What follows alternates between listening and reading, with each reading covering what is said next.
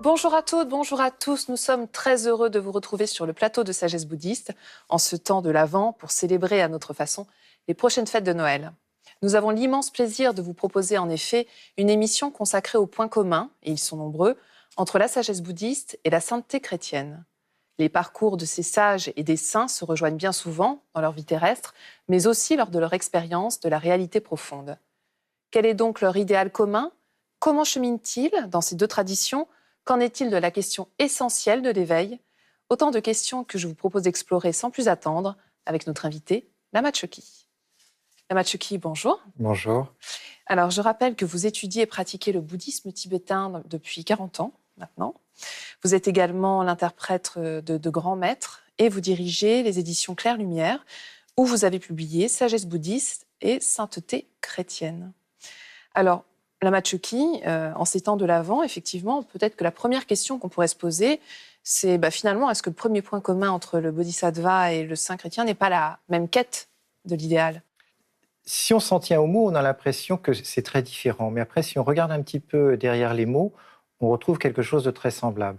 Donc les bouddhistes sauront que l'idéal du bodhisattva, c'est ce qu'on appelle la bodhicitta, qui est double, la bodhicitta absolue, c'est-à-dire la découverte de la réalité profonde, et la bodhicitta relative qu'on peut résumer à l'amour. Et l'idéal du saint chrétien, c'est de mettre en pratique les deux commandements que reprend le Christ de l'Ancien Testament. Le premier étant « Tu aimeras le Seigneur ton Dieu de tout ton cœur, de toute ton âme, de tout ton esprit et de toutes tes forces. » Le deuxième étant très connu « Tu aimeras ton prochain comme toi-même. » Donc, tu aimeras ton prochain comme toi-même, c'est très facile, on retrouve la bodhicitta relative, l'amour pour les autres. Mais le premier, on a l'impression que c'est différent parce que le bodhisattva, le bouddhiste, parle de connaissance de l'absolu et le chrétien parle d'amour de Dieu.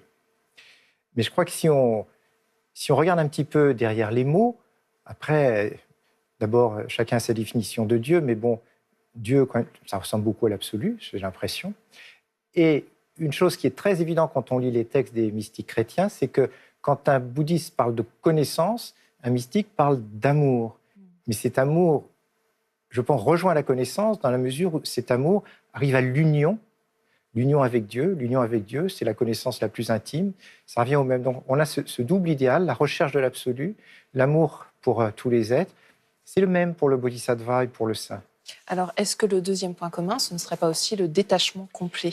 Alors, vous avez une histoire à nous raconter ouais. à ce sujet. Donc, le détachement, donc là, c'est du point de vue du chemin. Donc, du point de vue du chemin, les bodhisattvas, les saints s'efforcent de développer des qualités très semblables, la patience, l'amour, la dévotion, etc. Et bien sûr, le détachement, puisque l'attachement qui nous fait coller aux réalités terrestres, donc nous empêche de voir ce qu'il y a au-delà des apparences. Donc nous avons une idée du détachement qui est très bonne pour nous, qui est souvent un détachement intérieur, mais les saints et les bodhisattvas, quelquefois, vont au-delà de ce que nous pouvons imaginer. Donc là, je vais prendre l'exemple d'un grand sage bouddhiste qui était un disciple direct du Bouddha, qui est Mahakasyapa, et je vais le mettre en parallèle avec une sainte Angèle de Foligno, qui est du XIIIe siècle.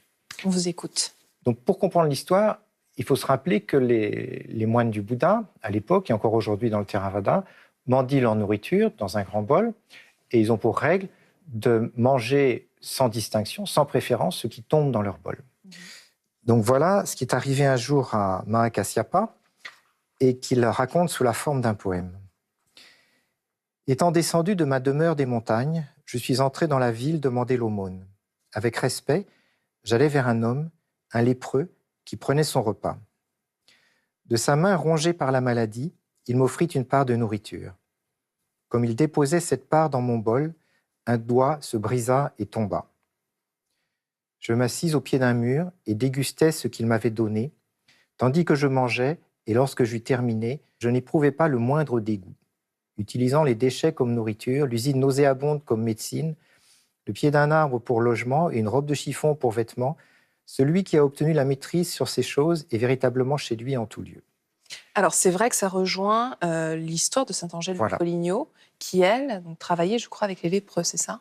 Sainte Angèle de Foligno, l'histoire de sa vie est assez intéressante. C'est une Italienne du XIIIe siècle, qui est une femme mariée, qui a des enfants.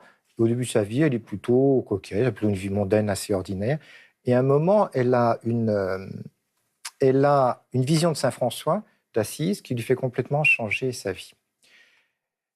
Et en particulier, elle s'occupe de soigner les lépreux, d'aller les laver, s'occuper d'eux. Et un jour, donc avec une de ses compagnes, elle va laver un lépreux et ensuite,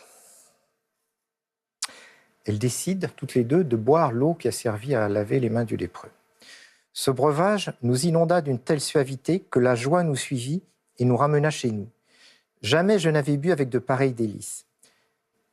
Il me sembla que je venais de communier. Jamais je n'exprimerai les délices dans lesquelles j'étais noyé. Effectivement, c'est le détachement complet. Voilà. Alors, on l'a brièvement évoqué en début d'émission, mais j'aimerais qu'on revienne sur cette notion de Dieu et de vérité absolue au-delà des mots pour ces deux traditions. En quoi est-ce qu'elles se rejoignent à ce niveau-là? La réalité absolue, on dit qu'elle est au-delà des concepts et au-delà des mots. Et c'est là où toutes les traditions entrent dans la difficulté, parce que tout le monde veut mettre dans les concepts et dans les mots ce qui est au-delà des concepts et au-delà des mots. Et c'est ce qui fait, j'ai l'impression, que les religions se disputent depuis une éternité pour dire la même chose avec des mots différents. Donc dans le christianisme, il y a plusieurs approches, dans le bouddhisme aussi, mais disons, l'approche la plus commune du bouddhisme, c'est de dire qu'on ne peut rien en dire, puisque c'est au-delà des concepts et au-delà des mots. Donc c'est ce que dit toute la voie du milieu, Nagarjuna, où on dit, quand on veut parler de la réalité, on dit c'est ni existence ni non-existence. On ne peut pas dire que la chose existe, on ne peut pas dire non plus qu'elle n'existe pas, donc on ne peut rien en dire. Et il y a une tradition du christianisme qu'on appelle la théologie apophatique, bon, c'est un mot technique, qui voit les choses de la même manière. En particulier, il y a Saint Denis l'Aréopagite, qui est un saint du VIe siècle, qui dit à peu près la même chose. Quand il parle de Dieu, il dit « Dieu surpasse toutes les affirmations, surpasse toutes les négations ». Après, je crois qu'il y a un point important sur lequel il faut insister, parce que beaucoup de gens, les bouddhistes et tout le monde même, ont l'impression que dans le christianisme, Dieu, c'est toujours un peu une réalité extérieure qui habite quelque part dans un paradis. Ce n'est pas le point de vue des mystiques. Le point de vue des mystiques est beaucoup plus proche du point de vue bouddhiste, c'est-à-dire la réalité ultime est à l'intérieur de vous. Je vais vous lire un petit passage de Sainte Thérèse d'Avila et un petit passage de Saint Jean de la Croix, où, excepté le mot Dieu, on a l'impression que c'est un bouddhiste qui parle. Donc Sainte Thérèse d'Avila, il faut donc remarquer que Dieu, étant ce divin soleil qui est et qui demeure toujours dans le centre de l'âme, rien n'est capable de ternir l'éclat de sa beauté et d'obscurcir sa lumière. Mais l'âme ne laisse pas de devenir toute ténébreuse par le péché, de même qu'un voile noir dont on couvrirait un cristal opposé au soleil l'empêcherait d'être éclairé par ses rayons. Et ça, c'est exactement une notion bouddhiste. On dit tous les êtres ont la nature de Bouddha. Cette nature de Bouddha est voilée.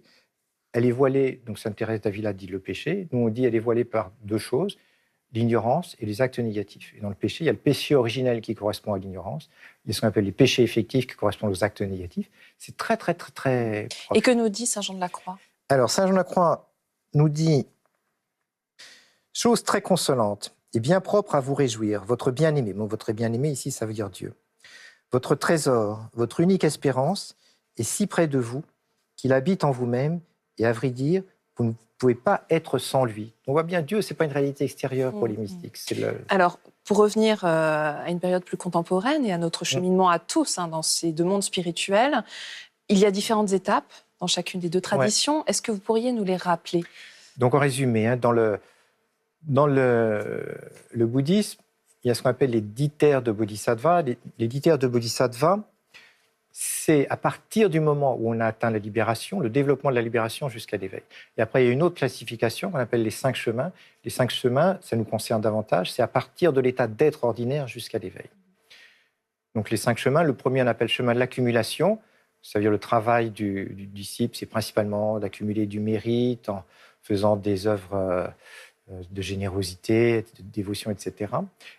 Et de purification. On a le chemin de la jonction. Le chemin de la jonction, on s'approche de la réalité, mais on la voit par intermittence, c'est pas stable. C'est ce qu'on appelle des expériences.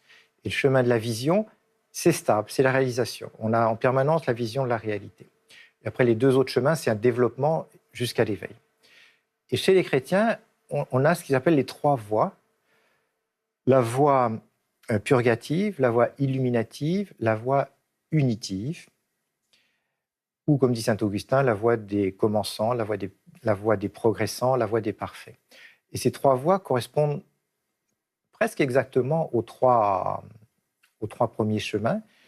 La voie purgative, comme son nom l'indique, c'est principalement se purifier, accumuler du mérite. La voie illuminative, c'est le niveau où le mystique a des expériences, mais qui sont pas stables. Par moment oui, par moment non. Oui. Et la voie unitive, l'union est complète. Et ça correspond au chemin de la vision. Alors, Lama Tchoki, on a beaucoup évoqué la question de l'amour. Parlons maintenant du mariage spirituel qui en découle d'une certaine manière, et ce, dans les 2 traditions. Donc, le mariage spirituel, c'est une expression qu'utilisent principalement sainte Thérèse d'Avila et saint Jean de la Croix, qui distingue les fiançailles spirituelles et le mariage spirituel. Donc, les fiançailles spirituelles, selon sainte Thérèse d'Avila, c'est cette période où on a des expériences profondes, mais qui sont intermittentes. Elle prend comme comparaison 2 flambeaux qui, par moments, s'unissent, mais qui se séparent. Donc, les lumières ne sont pas définitivement unies. Et le mariage spirituel, au contraire, l'âme est définitivement unie à Dieu, ou dans les termes bouddhistes, l'ego est définitivement perdu. Et là, elle compare, et c'est une image qu'on retrouve en Orient, à une rivière qui se jette dans la mer. Donc les eaux ne pourront plus jamais être séparées. Mais j'aimerais qu'on conclue cette émission par la question centrale de l'éveil et que vous nous parliez de saint Jean de la Croix. Donc l'éveil, pour nous les êtres ordinaires, déjà c'est très difficile de comprendre ce que c'est exactement. Et après, c'est très difficile de déterminer qui a atteint l'éveil et qui ne l'a pas atteint.